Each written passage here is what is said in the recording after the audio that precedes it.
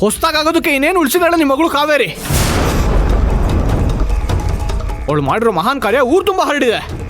ಹೋದ ಕಡೆ ಬಂದ ಕಡೆ ನನ್ನ ಸನ್ಮಾನ ಮಾಡ್ತಾ ಇದ್ದಾರೆ. ಅದಕ್ಕೆ ಅದರಿಂದ ನನಗೆ ತುಂಬ ಸಂತೋಷ ಆಯಿತು ಅಂತ ಹೇಳೋಣ ಅಂತ ಕಿರ್ಚ್ಕೊಂಡೆ. ರೀ, ಸುತ್ತಿ ಬಳಸಿ ಮಾತಾಡದೆ ನೇರವಾಗಿ ವಿಷಯ ಏನು ಅಂತ ಹೇಳಿ. ಜಾಗಿಂಗ್ ಹೋಗಿದ ಕಡೆ ಎಲ್ಲ ಬರೀ ಕಾವೇರಿದೆ ಮಾತು. ಅವಳಿಗೇನು ಬುದ್ಧಿ ಇಲ್ವಾ? ದುಡ್ಡಿನ ಆಸೆಗೆ, ಅಧಿಕಾರದ ಆಸೆಗೆ ಇಂಥ ನಿರ್ಧಾರ ಎಲ್ಲ ತಗೋತಾಳ ಅಂತ ಕೇಳಿದ್ರು. ಪರಶುರಾಮ್ ವಯಸ್ಸೇನೋ, ಕಾವೇರಿ ವಯಸ್ಸೇನೋ, ಯಾರಾದ್ರೂ ಹೋಗಿ ಆ ಮುದಿಗುಬೆನ ಮದುವೆ ಆಗ್ತಾರ ಅಂತ ಕಾವೇರಿನ ಬೈದಿದ್ದು. ಅಷ್ಟೇ ಅಲ್ಲ, ಅವಳಿಂತ ನಿರ್ಧಾರ ತಗೋಬೇಕಾದ್ರೆ ನೀವೇ ನಿದ್ದೆ ಮಾಡ್ತಿದ್ರ, ಬೈದ್ ಬುದ್ಧಿ ಹೇಳೋದಲ್ವಾ ಅಂತ ನಂಗೆ ಚೆನ್ನಾಗಿ ಬೈದ್ರು. ನನಗೆ ಇದನ್ನೆಲ್ಲ ಕೇಳಿ ಎಂತ ಅವಮಾನ ಆಯ್ತು ಗೊತ್ತಾ? ಅಲ್ಲೇ ಯಾವ್ದಾರ ಮರಕ್ಕೆ ನೇಣು ಹಾಕೊಂಡ್ಬಿಡ್ಬೇಕು ಅಂತ ಅನಿಸ್ತು. ಒಂದು ಕ್ಷಣನೂ ಅಲ್ಲಿ ಇರಕ್ಕಾಗ್ದೆ ಮನೆ ಕಡೆ ಬಂದೆ. ಬರೀ ಪಾರ್ಕಲ್ಲ, ರಸ್ತೆಲ್ಲೂ ಅವಳದೇ ಮಾತು. ನಿಮ್ಗಷ್ಟೇ ಅಲ್ಲ, ನಮಗೂ ಇವತ್ತು ಅದೇ ಥರ ಅವಮಾನ ಆಯ್ತು.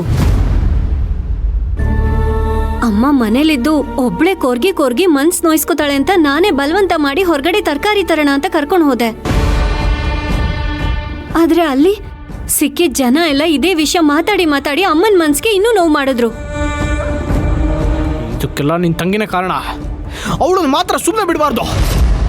ಏನ್ ಮಾಡ್ತೀರಾ? ಹೊಡಿತೀರಾ? ಕೊಂದ್ಬಿಡ್ತೀರಾ? ಹೇಳ್ರಿ, ಏನ್ ಮಾಡ್ತೀರಾ? ದಿಢೀರ್ ಅಂತ ಕೇಳಿದ್ರೆ ಏನು ಹೇಳೋದು? ಎದುರುಗಡೆ ಸಿಕ್ಕಿದಾಗ ಏನು ಮಾಡಬೇಕೋ ಅದು ಮಾಡ್ತೀನಿ. ನನಗಾಗಿರೋ ಅವಮಾನ, ದುಃಖಕ್ಕೆ ಸರಿಯಾಗಿ ಪಾಠ ಕಲಿಸ್ತೀನಿ. ಸಿಕ್ದಾಗೇನು? ಅವಳು ಎಲ್ಲಿದ್ದಾಳೆ ಅಂತ ನಿಮಗೆ ಗೊತ್ತು ತಾನೆ? ಈಗಲೇ ಹೋಗಿ ಅವಳಿಗೆ ಪಾಠ ಕಲಿಸ್ಬಿಟ್ಟು ಬನ್ನಿ. ಹೋಗ್ರಿ.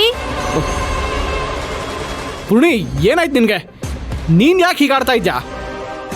ಅವಳು ಕೊಟ್ಟು ಹೊಡ್ತಕ್ಕೆ ತಲೆ ಗಿರ್ರ ಅಂತ ತಿರುಗ್ತಿದೆ. ನೀವು ಡೈಲಿ ಕೊಡ್ತಿರೋ ಟಾರ್ಚರ್ಗೆ ನನಗೆ ಹುಚ್ಚೇ ಹಿಡಿತಿದೆ. ಎರಡೂ ಸೇರಿಸಿ ಏನಾದರೂ ಮಾಡಬೇಕು. ಅದಕ್ಕೆ ಹೇಳ್ತಿದ್ದೀನಿ, ಅವಳು ಎಲ್ಲಿದ್ದಾಳೆ ಅಂತ ಗೊತ್ತಲ್ವಾ? ಹೋಗಿ ಅವಳಿಗೆ ಚೆನ್ನಾಗಿ ಬುದ್ಧಿ ಕಲಿಸ್ಬಿಟ್ಟು ಬನ್ನಿ. ಆಗ ನಿಮ್ಮನ್ನ ನಾನು ಒಪ್ಕೋತೀನಿ. ಅವಳೀಗ ಮಾಮೂಲಿ ಕಾವೇರಿ ಅಲ್ಲ, ವಿಶ್ವಾಂಬರ ಗ್ರೂಪ್ಸ್ ಆಫ್ ಕಂಪನಿಯ CEO. ಅವಳಿಗೆ ಅಧಿಕಾರದ ಬಲ ಇದೆ, ಹಣ ಬಲ ಇದೆ. ಅವಳನ್ನ ಮುಟ್ಟೋದಿರ್ಲಿ, ಅವಳು ಮುಂದೆ ಹೋಗಿ ಕೂಗಾಡಿದ್ರು ಜೈಲಿಗೆ ಹಾಕಿಸ್ತಾಳೆ, ಕಂಬಿ ಎಣ್ಸೋ ಹಾಗೆ ಮಾಡ್ತಾಳೆ. ಅಂತೋಳ್ ವಿಷಯ ನಮಗ್ ಬೇಕಾ? ನಾನು ಅವಳನ್ನ ಹೊಗಳಕ್ ಹೇಳ್ತಾ ಇಲ್ಲ. ಈ ಬಡವ್ರ ಮನೆನ ಬಿಟ್ಟು ಹೋಗಿ ಶ್ರೀಮಂತರ ಮನೆ ಮಹಾರಾಣಿ ಆಗಿದ್ದಾಳೆ.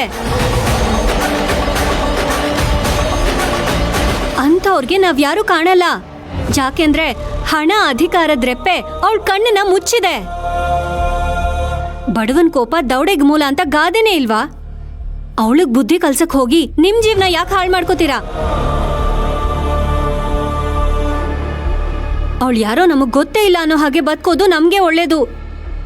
ದಯವಿಟ್ಟು ಇದನ್ನ ಅರ್ಥ ಮಾಡ್ಕೊಂಡು ಅವಳ ವಿಷಯ ಇಲ್ಲಿಗೆ ಬಿಟ್ಬಿಡಿ.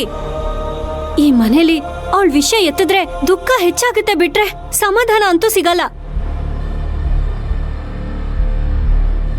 ಮಗಳಾಗಿ ಅವಳಂತೂ ಅಮ್ಮನ್ಗೆ ನೆಮ್ಮದಿ ಕೊಡ್ತಾ ಇಲ್ಲ. ಅಟ್ಲೀಸ್ಟ್ ಅಳಿಯ ಆಗಿ ನೀವಾದ್ರೂ ಅಮ್ಮನ ಸಮಾಧಾನವಾಗಿ ನೋಡ್ಕೊಳ್ಳಿ. ತಾಳ್ಮೆ ಕಟ್ಟೆ ಹೊಡೆದ್ರೆ ನೀರು ಸುನಾಮಿ ಆಗುತ್ತೆ ಅಂತ ಕೇಳಿದ್ದೆ. ಇವಾಗ ಕಣ್ಣಾರೆ ನೋಡ್ತಾ ಇದ್ದೀನಿ. ಕಾವೇರಿ ವಿಷಯ ಇಟ್ಕೊಂಡು ಇವ್ರಿಗೆ ಜಾಸ್ತಿ ಟಾರ್ಚರ್ ಕೊಟ್ಟರೆ ಇವರೇ ನನ್ನ ಪಾಲಿಗೆ ಯಮಪಾಶ ಆಗಿ ಹೋಗ್ತಾರೆ. ಇನ್ಮೇಲೆ ಈ ವಿಷಯನ ತುಂಬ ಹುಷಾರಾಗಿ ಹ್ಯಾಂಡಲ್ ಮಾಡಬೇಕು.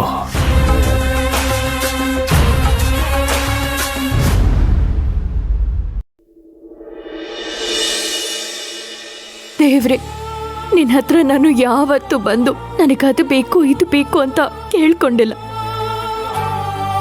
ನಿನ್ನ ಹತ್ರ ಹೇಗೆ ಕೇಳ್ಕೋಬೇಕು ಅಂತ ನನಗೆ ಗೊತ್ತಿಲ್ಲ. ಆದರೆ ನನ್ನ ಇನ್ನೂ ಎಷ್ಟು ಪರೀಕ್ಷೆ ಮಾಡಬೇಕು ಅಂತಿದ್ಯಾ? ನಿನ್ನ ಥರ ಕಲ್ ಮನ್ಸಲ್ಲ ನಂದು. ನಾನು ಸಾಮಾನ್ಯ ಮನುಷ್ಯಳು. ಎಷ್ಟು ಅಂತ ಹಿಂಸೆನ, ಕಷ್ಟನ, ದುಃಖನ ತಡ್ಕೊಳ್ಳಿ.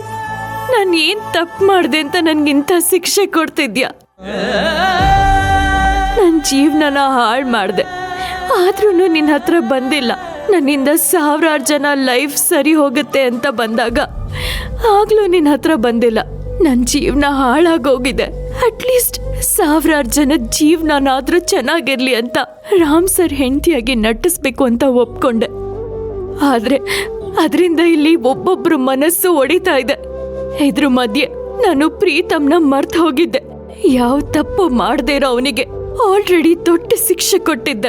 ಈಗ ಅವ್ರ ಅಪ್ಪನ ಹೆಂಡತಿಯಾಗಿ ಈ ಮನೆಗ್ ಬಂದಿದ್ದೀನಿ.